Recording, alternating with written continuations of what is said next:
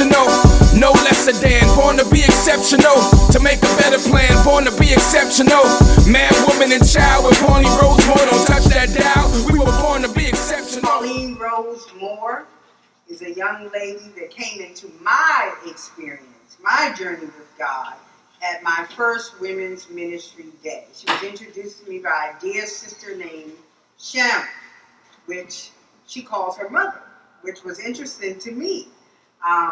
But it was such a blessing. I don't know if you ever had a situation where you connect with someone without even knowing them or their purpose. This young lady is young enough to be my child. My daughter and my son is her age. And it says in the Bible that the older women shall teach the younger. This young lady came into my life to teach me. She was such a blessing. She is a powerful, God-fearing young lady. This young lady has, I don't know, lack of a better word, I won't say company, but she has a internet-based company that is called the Creative Activator. And for me, for lack of a better word, she'll come up and I'm sure she'll refine some of what I said, you know. But she is an encourager, an exhorter, you know. That seems to be her gift. She brings out the creativity that is within you and causes you to walk in your purpose that God has called you for. She also has a wonderful husband named Dwayne, this young man behind the camera here. And together they're a power-packed couple. This guy has his own business in physical training called More Fit for You. Am I correct, Dwayne? More Fit for You. That's our plug, because he's a wonderful fitness trainer.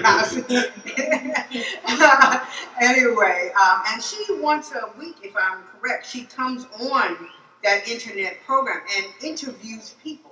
Many different walks of life are her interviews. She's also blessed with 2 sons, Elijah and Isaac Moore. 2 wonderful young men. I've seen Elijah sing on many of her Facebook Lives, so he's been blessed with the gift of song. And little Isaac is just a joy. He's just a sweetheart, you know? So I want to tell you that this young lady also is an author. She wrote a book, Gabrielle and Samantha's New Mom. Can you imagine all this packed into, I don't want to tell your age, I'll let her tell you that. I was at her birthday party, but all of this packed into her youth already. That is just awesome. Serving God. Ministry with her and her husband, a marriage ministry also. I think it's called I'll Do It Again, I believe it is. Am I correct, Dwayne? All right, he's not saying, all right, Paul, you tell me, all right. But a wonderful, this is a power-packed couple, power-packed family serving God. And that's wonderful. So without further ado, any more talking, I would love to, after we have our song, worship, song of meditation, then we will then hear from our dear friend, and also a degree in theology, just graduated in June. Awesome young lady. Can't forget that also. You know, just so much to share about her. But after our song of meditation, after that, we hear this wonderful power-packed woman of God, Pauline Rose Moore.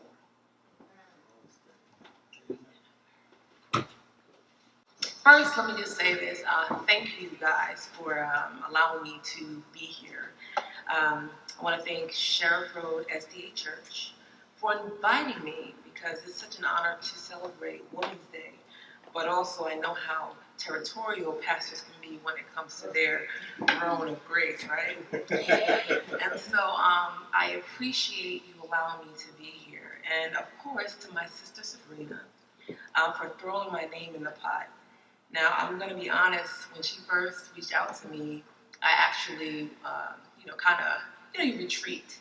And I'm like, nah, I'm good. Because this personal relationship that I have with this preaching process, but the Holy Spirit spoke to me and said, it's time. Now, in the back of my mind, I was like, God, time for what? What can I expect on this day? And as I begin to sit down and just really probe God and ask God what it is that it's time for. There are a few things that came up. And so the first is, I have traveled the world. I am an international speaker. I have been blessed with invitations to speak at other houses of worship, but I have never been invited to speak or preach in my own house. Now, I mention this today because what you hear from me today is not a typical sermon that you would hear preached in the church. Honestly, I don't even consider myself a preacher. But I do know an amazing storyteller. And I am an amazing storyteller. Especially when it comes to my sons Isaac and Elijah, they always come to me first. My friends, my Howard School Divinity family, my interpreter colleagues who I just put on the spot and begged to work, and my military sister and sorority sister, and my deaf family as well. I want to thank you guys for coming too. But all of them can vouch for the amazing storyteller that I am. But there was another thing that God revealed. And if you look at Jesus' ministry, it was, all about telling stories. And so today, God needed me to come here to speak to you because right now, it is time to tell you a story about something that you probably know nothing about. It's probably going to make you feel a little bit uncomfortable. But God confronted it, and it is time to bring to surface God's heart issues for today concerning some of the most vulnerable in society. Why? Because God cares. It is time for us to stop being afraid of getting dusty. Now that word dusty actually is what means the word wrestle in Hebrew is the word dusty. So we're going to get a little bit dirty today. And we are going to do something that's going to require us to step out of ourselves, out of our comfort zone. And it is time for us to really become Jesus' hands and feet as we are supposed to be. We are going to do something incredible here today because, not according to man's standards, but God's standards, right? And we have to do this work. It is time for you and I to become a voice for the voiceless. And it is time for us to break the silence surrounding the issues of abuse. Abuse that depends on secrecy and shame. So when we as a church pretend things aren't happening, and we choose not to address sensitive issues, such as domestic violence, and any other kind of abuse that we'll name later, it leaves those who are dealing with these issues not to feel like they're part of the congregation. They end up having to deal with these issues alone. This often results in what? Untreated, self-medicated, and hurting communities.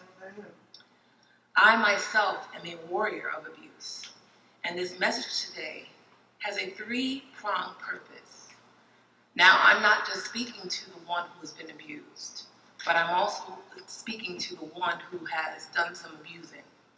But then I'm also speaking to the ones who just stood by and watched and witnessed and done nothing. Because isn't that person just as guilty? Come on now. And so today's story about a Levite and his concubine is entitled, Do a Double Take. In other words, go back and look again. And lastly, right now, it is time for us to pray. Bow your head and close your eyes. Loving God, use me. Let them see your face. Erase any fear that dwells within me. Bind up any and all distractions. Release your peace that passes all understanding. Make us white as snow. In Jesus' name, amen. Amen.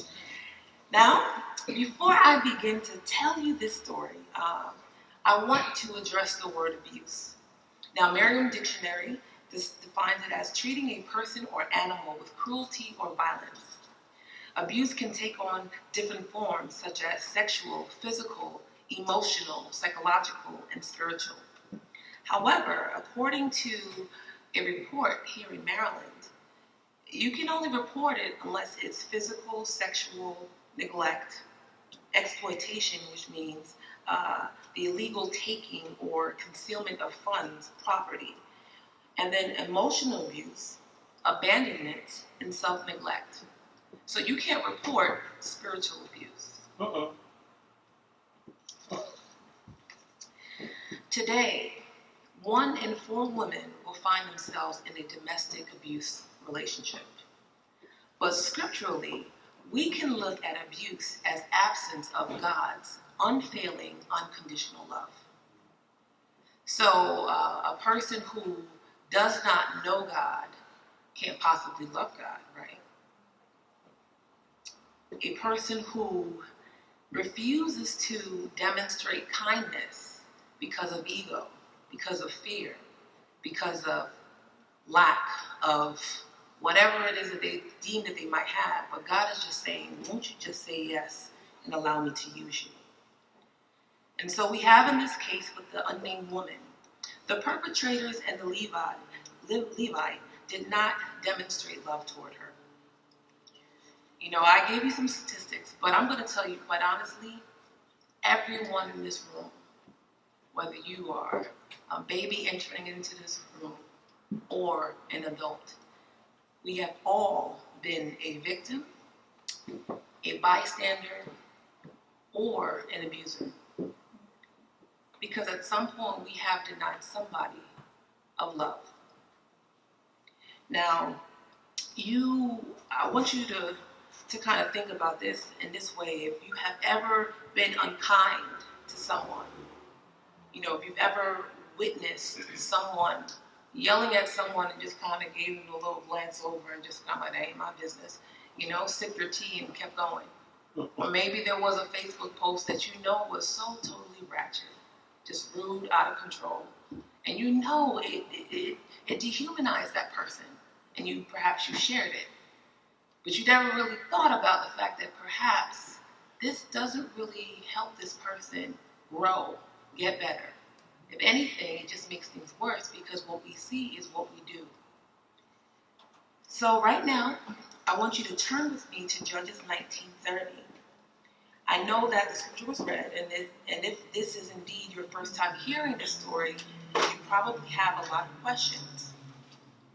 I had her pick out verse 30 because it's what this is all about. It's what we are required to do. We're not supposed to be silent. As a church community, we're not supposed to just sit by and wait till somebody else picks up the torch. We have a responsibility. And so I'm going to actually begin at verse 29. And it says that when he reached home, he took a knife and cut up his concubine, limb by limb, into 12 parts, and sent them into the areas of Israel. Everyone who saw it was saying to one another, "Such a thing has never been seen or done, not since the day of the Israelites came up out of Egypt." Just imagine. We must do something. So speak up. Now, I tell my sons that the author of the story is just as important as the title of the book. And not because I am an author. Gabrielle and Samantha's new mom, right? But because it gives us context. It is easier for you and I to understand art, be it poetry, stories, paintings, sculptures, when you know who the author is. So in this case, while some believe it was Samuel, we do not know for certain. What we do know is that the author knows about a king in Israel. Because in verse 1, the author tells us that there isn't a king in Israel during this time. Because think about it. If God is not present, right, things will kind of go amok, right? That's right. Come on. Things will get a little bit crazy. And so the people were doing what they're supposed to do. in their own eyes. And so when you look at our society today, you're wondering, like, how could these things happen?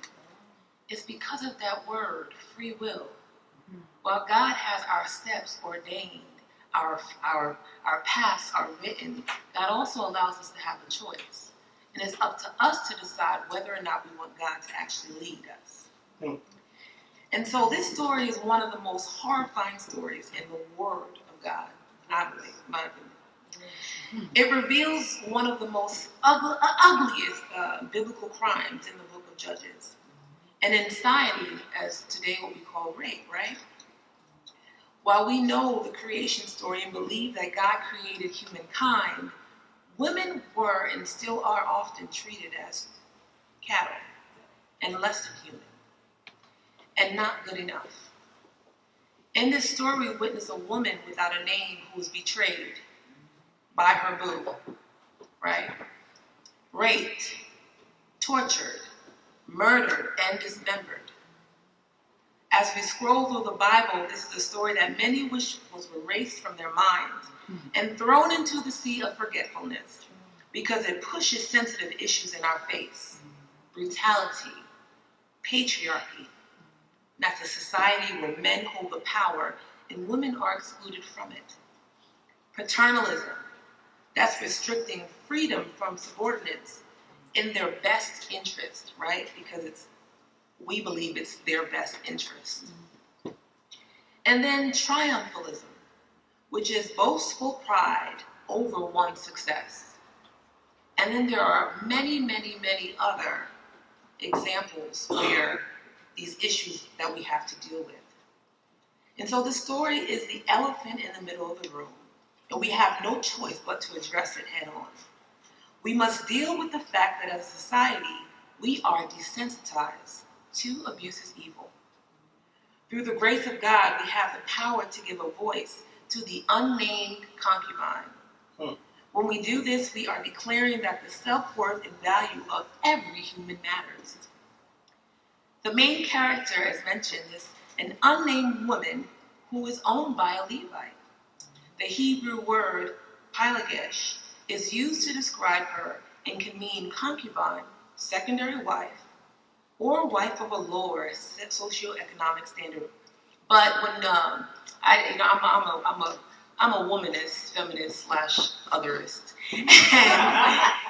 and when you look at the feminist, she's like, nah, she's a slave. You know what I mean? Call it what it is. Don't paint all of these pretty words.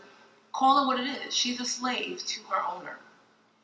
And so she is under the physical, emotional, spiritual control of this Levite. So both she and the Levite are in this relationship together. Although the language in the text depicts that she is just an object. And she's the only human in that text. So it says that he went and he got her. So he is the man, right? You know our subject, object, verb, tense, right? He's the only one who's considered the human. She's nothing. She's just an object.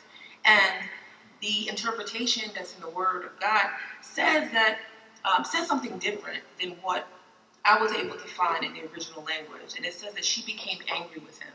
But it never says what she became angry about. We don't know if she was unfaithful, although some scriptures will say that, yes, she was unfaithful. We don't know that. There are contradictory reports.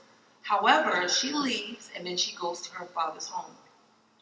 And 4 whole months go by. Now understand, this man left the Levite, right? He went to go get her, right? He's like, enough is enough.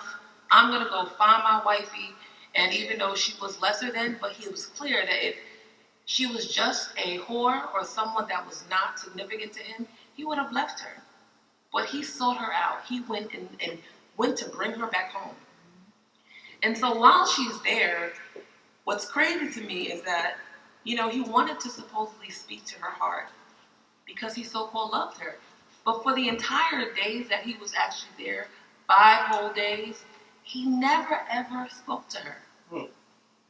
All he did was speak to the daddy, and the daddy was like, hey, let's go hang out, let's go drink, let's go. But she was never invited into the space.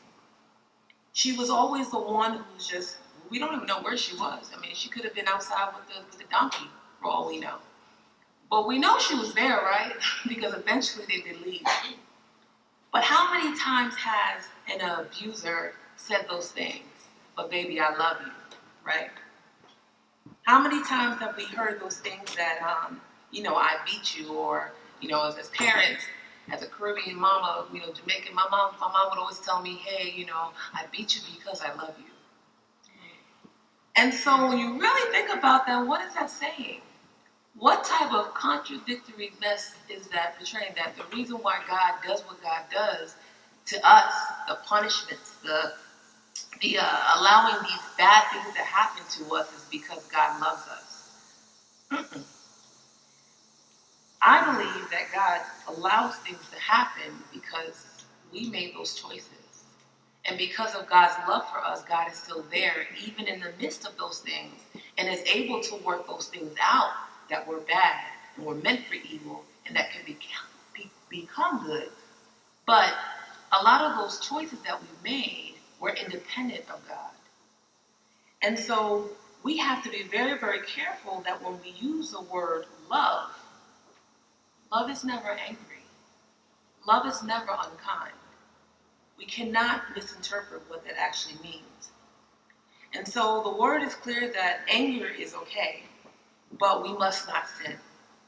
It is the sin that the abuse takes place. So when they arrive, rather than approach her, the Levite, deals with the father, they're there, and she is the uninvited guest. And every day the father's like, come on, tarry for a little while. And finally, he's just like, you know what? Enough is enough. I gotta go. We gotta get on the road. And he's able to break free.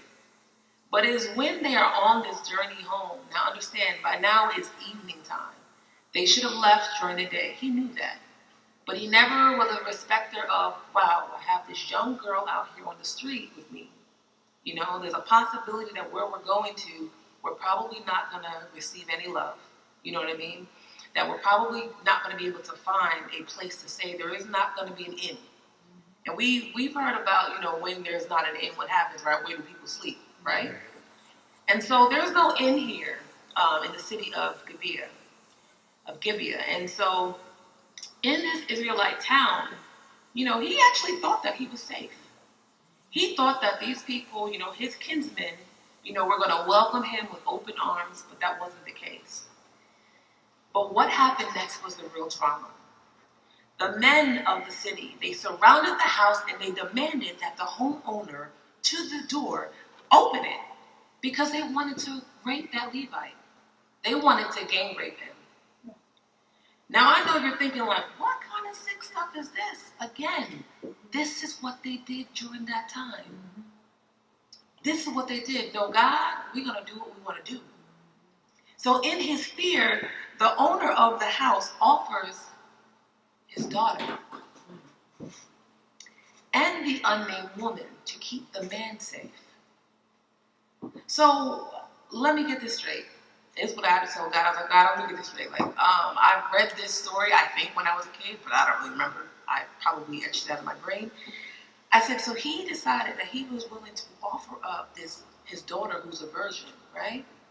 And then the woman, even though she's a concubine, so what? Rather than give up the actual man in his house. But that was a custom back then. They didn't give up. It's like one of those traditional things that if you did, it's like total disrespect. You come into my house, and if I don't treat you well, then that means that I'm a bad person.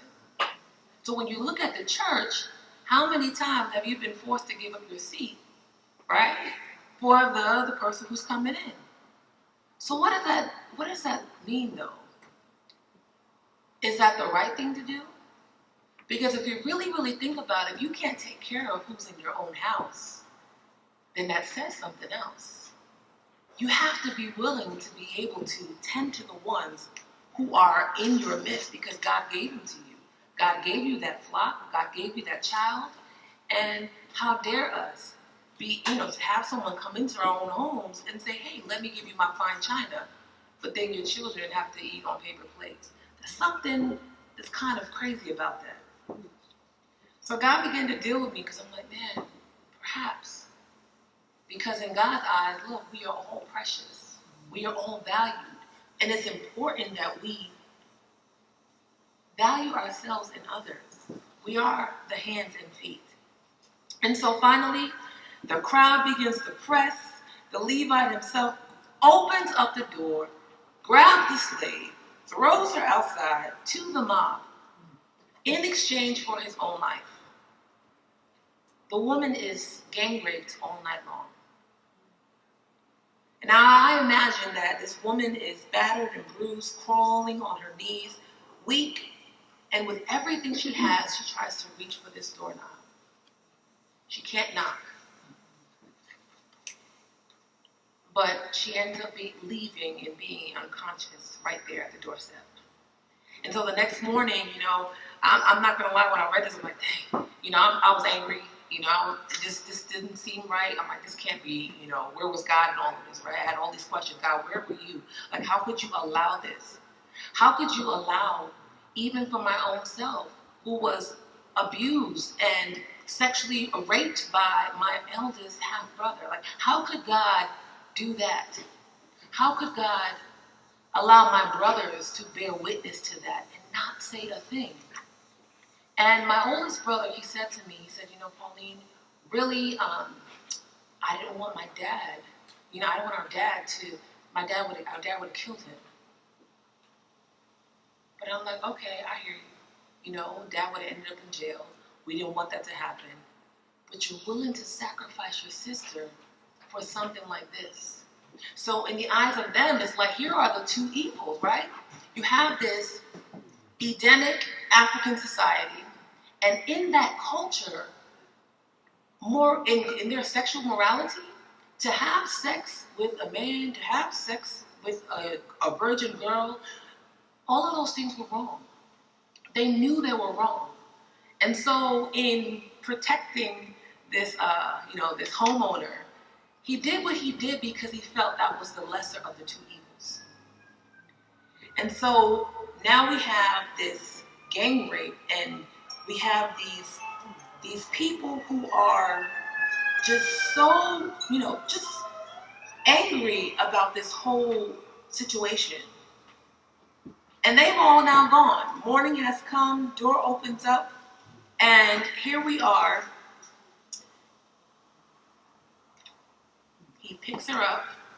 Matter of fact, he tells her to get up. Because apparently, he forgot what happened the night before. And he tells her to get up, and he takes her up, and he throws her over his donkey. Mm-hmm. And I really begin to think about a double take on this. I had to begin to look at it. I had to really say, this doesn't make any sense. How can the people just stand by? Because I know everybody in the mob wasn't a part of the mob. How could they do that? Like, why on earth would you allow this to happen? And it was their silence that I had to take a double take. I had to look at it again, and I had to go back. And matter of fact, I had to keep reading. Because it is in chapter 20 that I began to see that this was so much bigger than this woman. There is a picture within a picture. So when we look at our own isolated incidences, when we are enduring any type of trial, any type of abuse, all we see is the abuse. But what we don't see is how that abuse affects lives, generations to come. And so what happened after this is that, okay, she gets raped, he grabs her, whatever, and after he cuts up her body, he sends it to all 12 tribes, and he's demanding, we got to do something about this. Mm-hmm. At no point does he, who cut her up, receive any type of repercussion, right? No repercussion for him. All they can focus on is what? The rape. Because that was I can't believe you did that. And so what happens next is, now there's a civil war, right? But understand, the tribe of Benjamin, they didn't want to give him up. And as a result of them not wanting to give him up, 400 other women got raped. 40,000 40,000 men died at the hands in 2 separate battles. And then not only that, Benjamin's tribe was almost done. It was totally annihilated. Almost. 600 men remained. So let's think about that.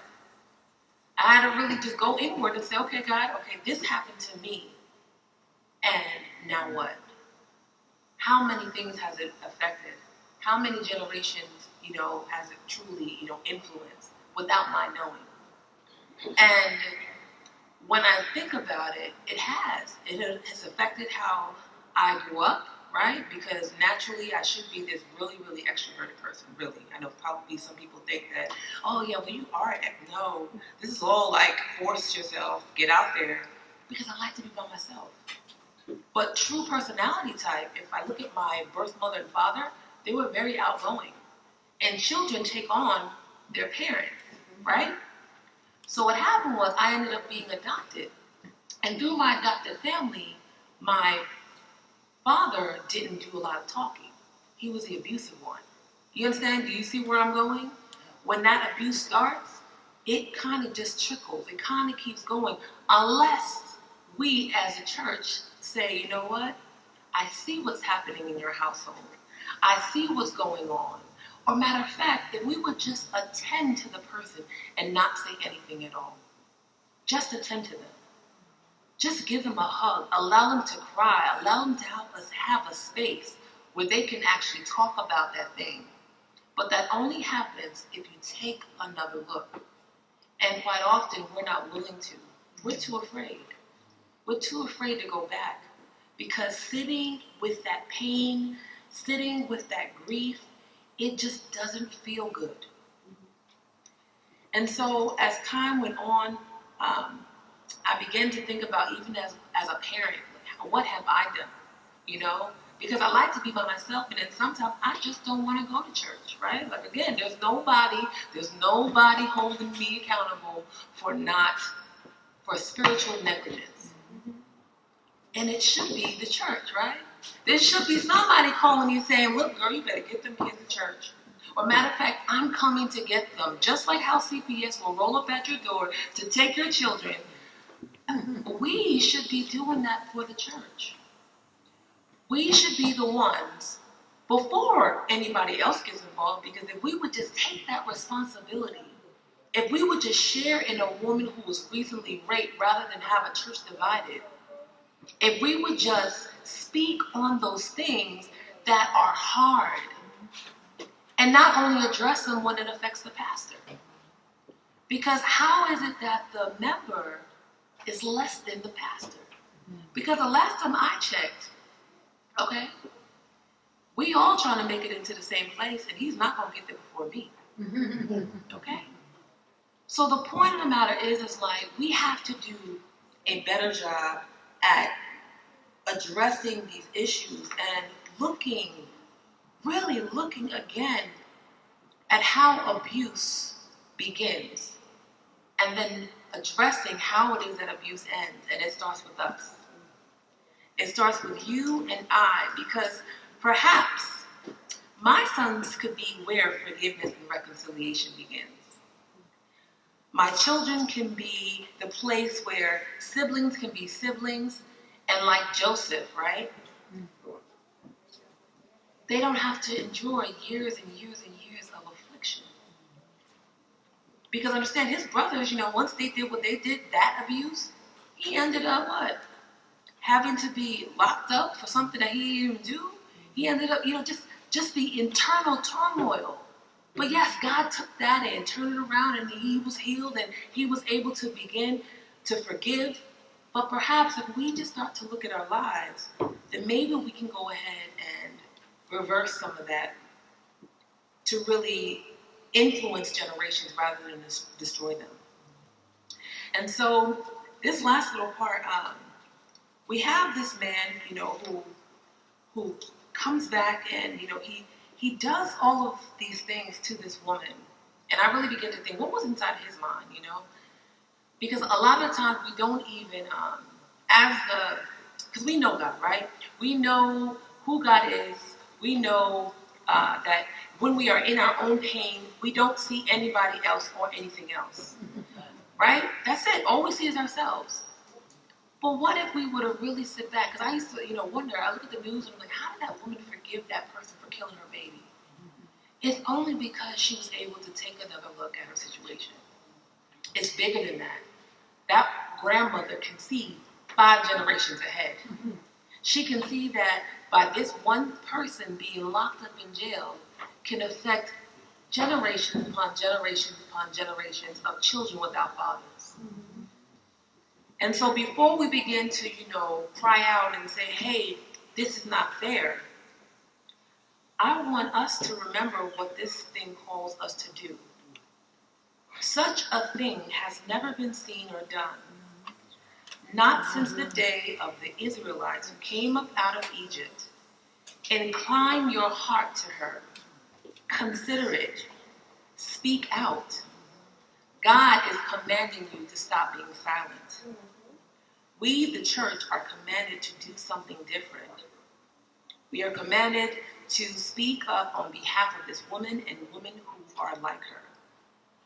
Though it is hard, and we cannot comprehend a loving God who remains silent in such a tumultuous suffering. But we can be assured that when we stick up for her, when we speak out for her, those victims who experience their abuse and believe that God abandoned them will no longer feel that way. They will begin to see that, hey, I may be a victim, but I am also a victor. They will also begin to say that we may be victims of sexual violence and voiceless, but there is one who has compassion for them. Oh. There is one who loves them so much that he died enough for them on the cross so that they can live again.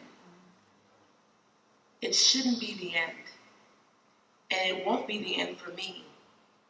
Every day when I wake up, there are 2 things that I do.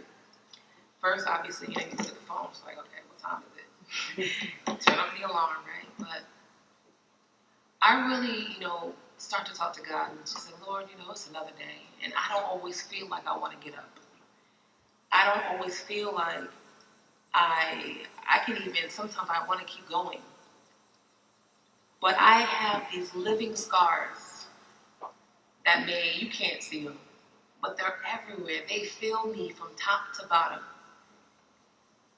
And it's because of those living scars I'm reminded of, wow, these scars that I carry bear truth for somebody else.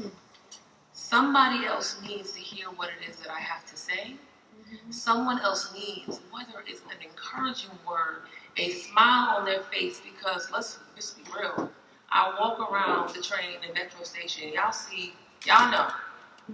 Everybody will mean mud, and even some of us who are sitting up in here. I don't want this person sitting next to me on the train. Please go away. I need to have my moment of silence, but perhaps your moment of silence should have occurred before you left the house. But the minute you step out, you now have a call and a command by God to do something. Somebody is waiting for that word within you. Somebody is hurting, whether they've been abused or they are the abuser. They're waiting for somebody to step out and say, hey, listen, I see you. They're waiting for someone to say, listen, I hear your cries, even though you're not whispering a word. Come on. Someone is waiting for you to say that, I love you. And you don't even have to mean it, but the words from somebody else's mouth, it means something. I tell myself, Pauline, I love you. It sounds better when other people do it, you know what I mean? But I tell myself that because if I haven't heard it yet, which my husband, he does say he loves me before he leaves. But if he's gone before and I didn't hear it because, half asleep, half awake, I tell myself, Pauline, I love you. That's what I do. I tell my children, you are loved. I tell them that they're worthy because someone needs to know that. And I tell them that they have a call in their lives. I don't care how old you are. Don't I, Elijah? I said, you go to that camp and you make those kids feel like they are superwoman and superman. Because it's our responsibility. We have to be light. And so my charge for you today is, although we may look at our situations and it can look like gore, it can look like disgust and dirty, it's impossible for us to believe that anything could ever be good about it. Or maybe you have something within you that says, I can't even feel anything because of what I've experienced. I'm at the point now where I am totally numb. You have to look again. It wasn't your fault. You can do something different. You can be the change. And so my call today, and I want anyone who has been the victor of abuse, anyone who has been the victim of abuse, and anyone who just stood by and know, like within their hearts, like, wow, I did witness something, but I never said anything. I want you to join me in prayer. And stand up. President, thank you so much, Sister Pauline, for coming to give us such a wonderful sermon. We appreciate you coming and accepting the invitation. And I hope everyone here today got something from the sermon.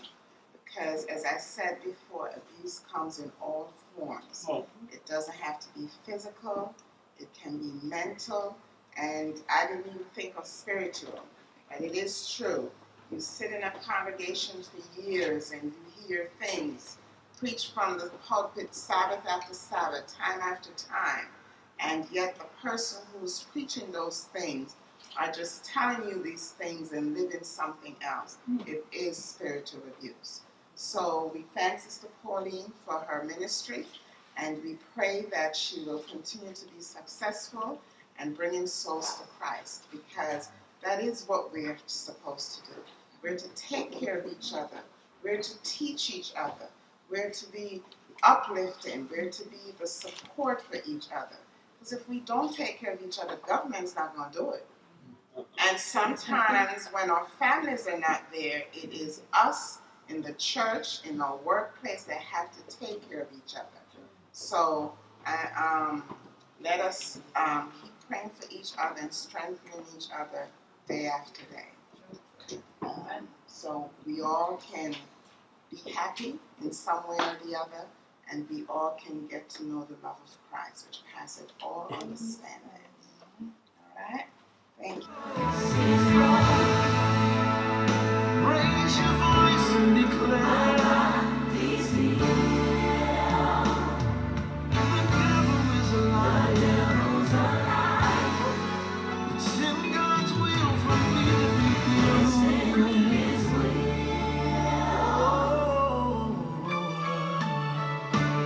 The enemy is trying to make me believe that my past is who I am. But every mistake I've made, from yesterday is all that I could ever be. But I have to declare over my own life that that's not me. That's not me. That's not who I am. God gave me a promise. On that I stand. The curse is broken. Somebody needs to know today. My past can hold. My past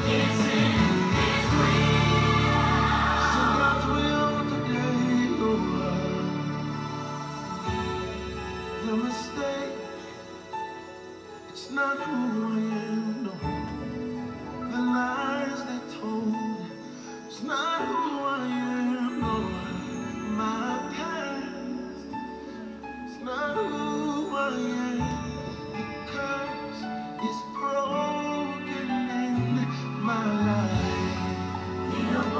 Young lady, you need to know the misfortune you went through. It's not who you are.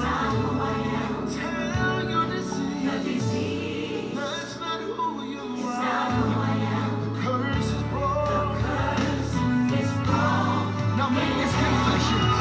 Say I'm healed. That's who I am. Say I'm free.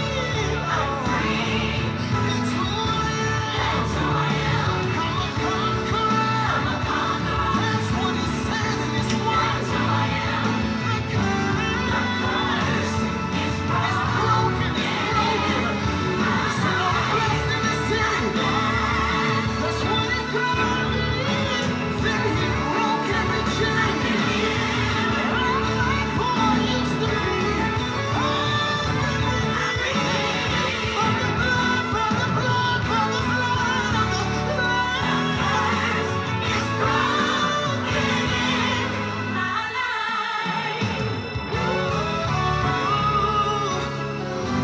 God knows it's broken in my life. Every generation knows what my mama did is broken, what my daddy did is broken. Hallelujah, it's broken. Man, woman, and child. We were born to be exceptional, no lesser than. Born to be exceptional, to make a better plan. Born to be exceptional. Man, woman, and child, we gotta strive now to make God's